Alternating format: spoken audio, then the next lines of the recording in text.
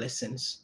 The man did not write a list of prayer requests to tell God, God, put my son after me, establish my kingdom forever, enter into a covenant of mercy with me. The man didn't have a long list of these prayer requests.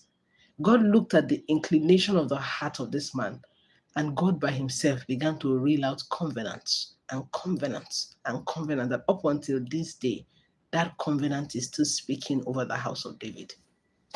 What does this teach you and I as believers? You see? Mike Walker too. What does this teach you and I as believers in our time today?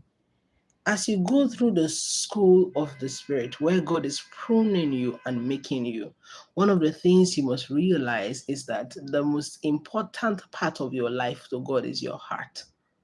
If God can make your heart pure and your hand clean, there are depths in God that you ascend into that even your prayer points cannot bring you into.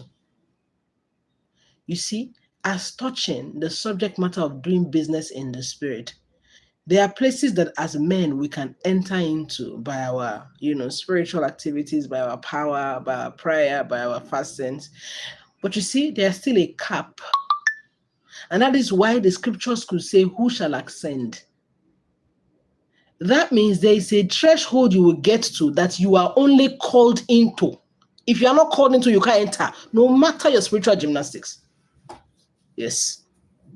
If you notice in the book of Isaiah, when the scriptures talked about Isaiah hearing a conversation, who shall we send? Do you know that conversation was not open to it was not open to mortals? Isaiah heard a conversation going on between the council of the Godhead.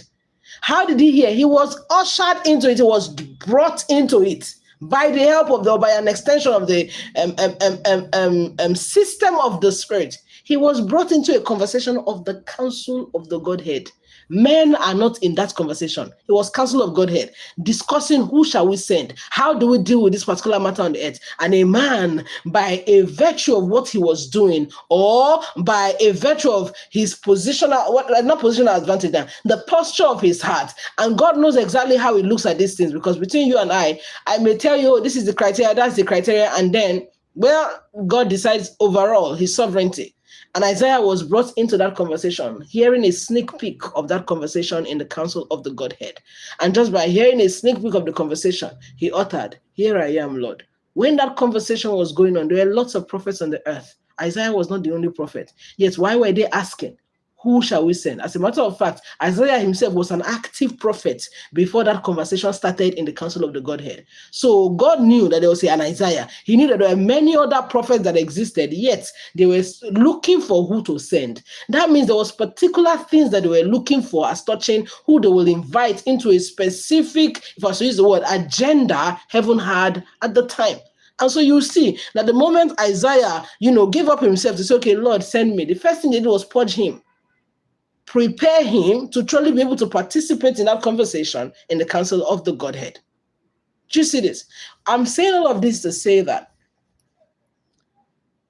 there are realms in God that it is the hand of God that will pull you into it.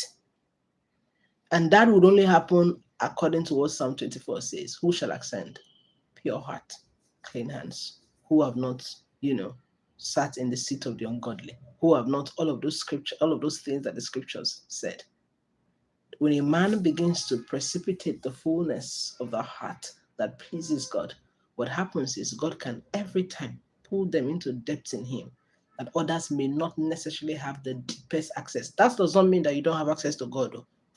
For your information, the veil has been torn. You and I can approach the throne of grace. But you see, after you have approached the throne of grace is the presence of God. There are depths in God that is not necessarily on his throne.